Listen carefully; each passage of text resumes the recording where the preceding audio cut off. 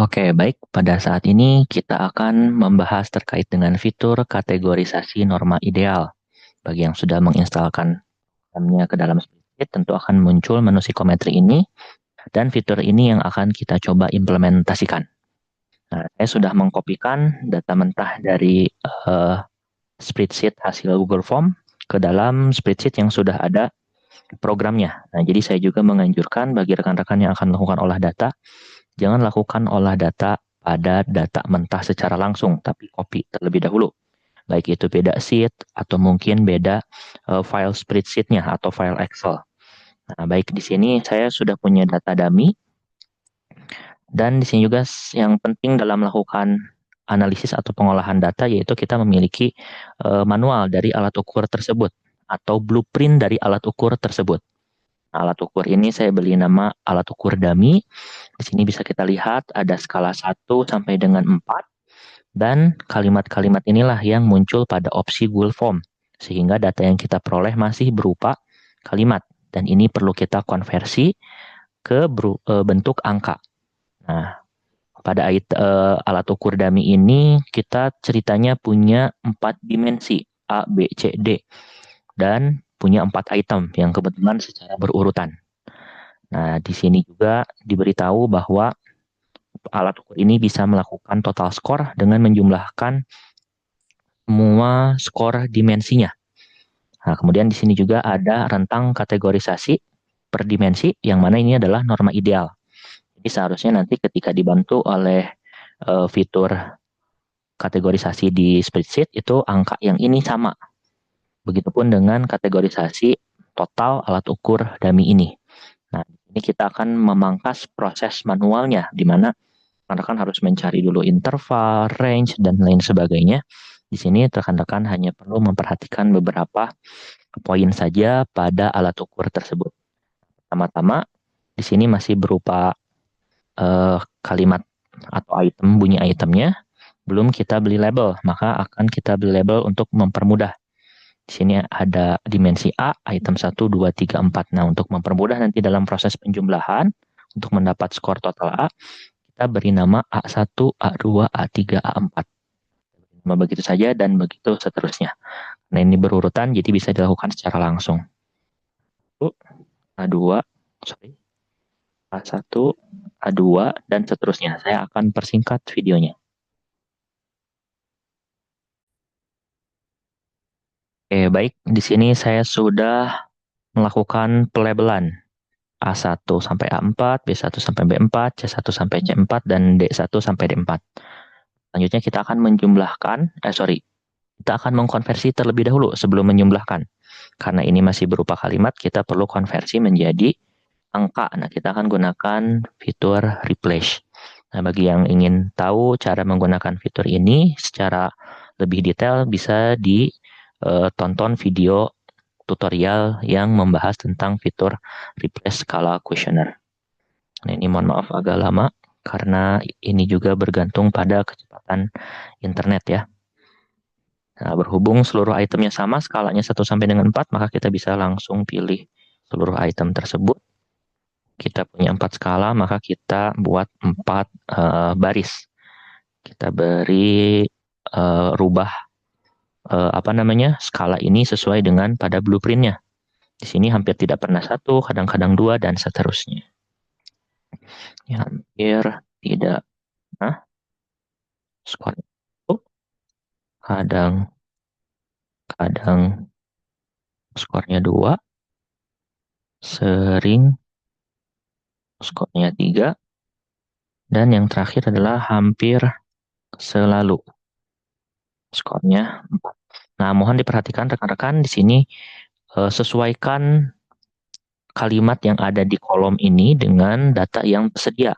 Karena ini sensitive cache, artinya misalkan saya tulis di sini tag-nya besar, maka pada opsi yang pertama itu tidak akan terkonversi. Jadi harap untuk sesuai dengan yang rekan-rekan tampilkan di Google Form yang akhirnya menjadi data entah rekan-rekan. Kita akan langsung membuat outputnya menimpa data asli. Klik proses.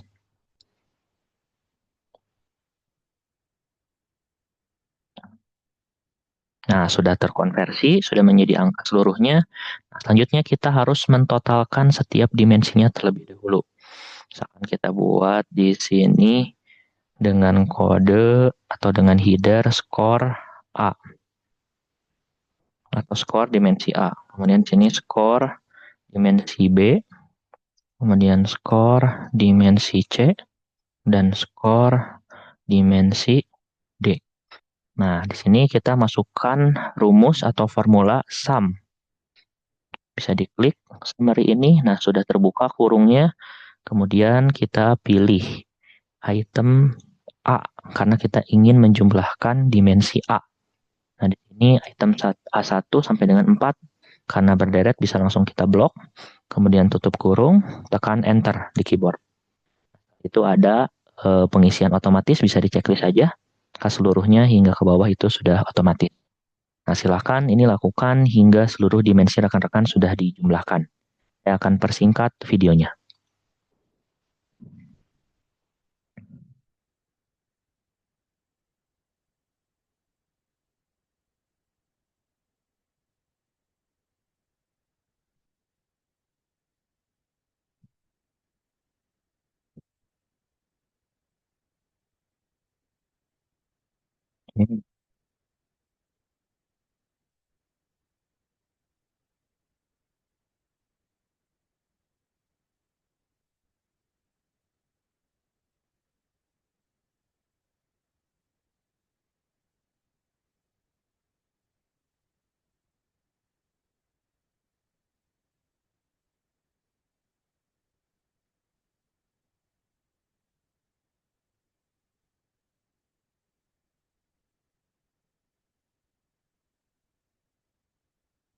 Oke, baik. Di sini sudah terjumlahkan seluruh dimensinya.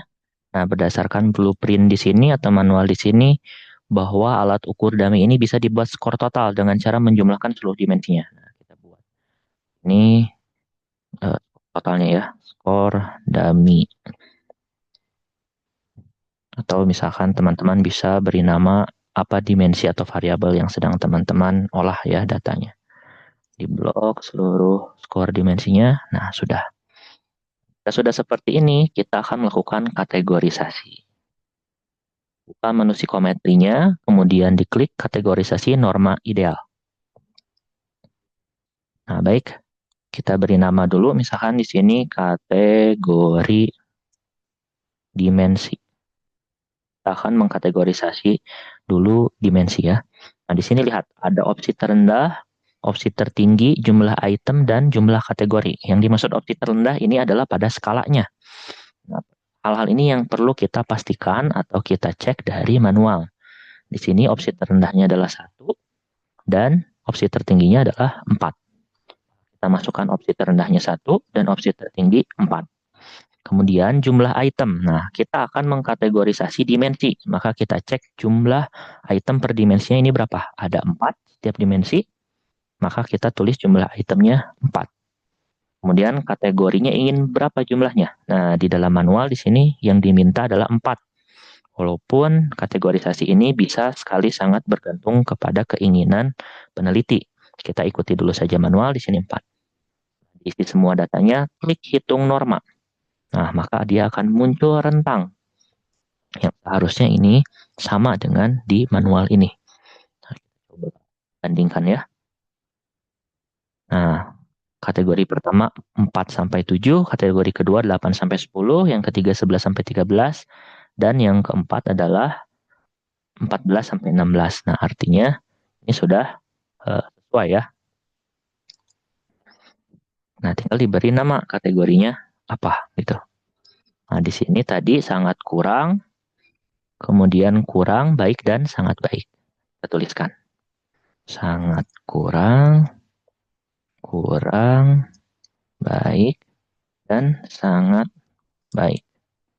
Kemudian dipilih kolom mana yang menyimpan data-data skor dimensi kita atau kolom mana yang ingin diterjemahkan menjadi kategorisasi. Kemudian untuk di sini ada pilih sel tujuan. Nah, ini tuh ingin keluar di mana datanya. Kita pilih ingin di sebelah skor total dummy ini di AB1. lalu pilih header, karena nanti pada header ini judulnya akan terisi otomatis. Setelah klik di sini, jangan lupa klik tombol pilih. Nah, kemudian klik tombol proses. Tunggu dulu. Oke, sudah ada keterangan berhasil. Kita klik OK. Nah, maka akan muncul kategorisasi yang sudah otomatis. Nah, ini data rekan-rekan sudah terkategorisasi. Ini belum dirapikan ya, rata kanan kirinya.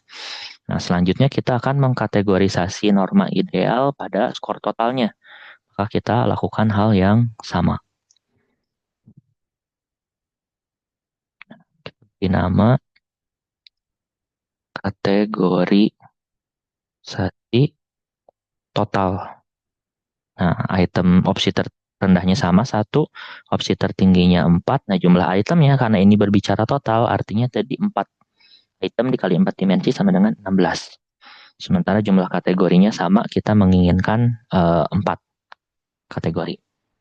Norma, nah maka seharusnya ini pun sama ya.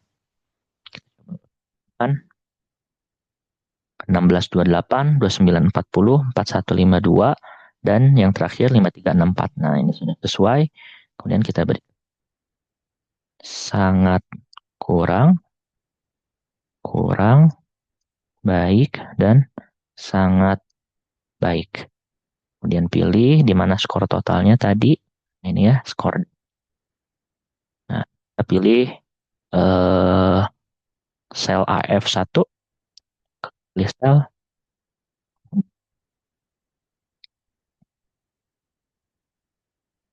Nah, sudah terkonversi. Nah, untuk kategorisasi ini sudah selesai. Ya, rekan-rekan barangkali ingin merapihkan header-headernya itu dipersilahkan. Karena ini masih nama-nama otomatis dari program ya, dari mesin. Nah, kemudian semisal rekan-rekan berbuat kesalahan gitu ya. Ada yang typo atau misalkan ada yang salah. Nah, ingin merubah lagi. Nah, sebetulnya tidak perlu dari awal, cukup klik kategorisasi dan buka menu preset ini. Nah, tadi apa yang ingin dirubah, misalkan kategorisasi di dimensi itu ada yang salah. Nah, ini ada data-datanya. Tinggal nanti diproses ulang. Mau di mana, apakah ingin di AB1 lagi, sehingga tidak mengganggu atau membuka sel yang lain, atau ingin di sel yang baru.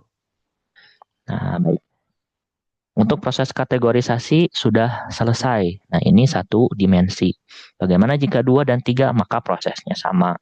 Namun mungkin saya bisa menampilkan bagaimana misalkan ada 3 data yang diolah ini masih Excel ya. Saya belum menggunakan fitur tadi atau program.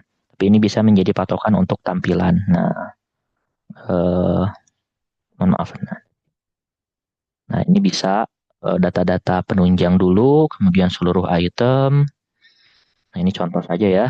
Ini dimensi 1 warna biru, dimensi 2 warna merah, dimensi 3 warna oranye. Nah, data itemnya dulu. Kemudian masuk ke skor total per dimensi. Nah, variabel 1, variabel 2, variabel 3. Jadi dimensi dulu, terus skor total, dimensi skor total. Nah, selanjutnya baru kategorisasi. Kategorisasi variabel 1, variabel 2, dan variabel 3. Nah, ini maka sudah nyaman untuk dimasukkan ke dalam mesin analisis seperti Jamovi dan lain sebagainya. Dan bisa langsung save berupa CSV. Baik, terima kasih. Semoga dapat dipahami dan semoga bermanfaat.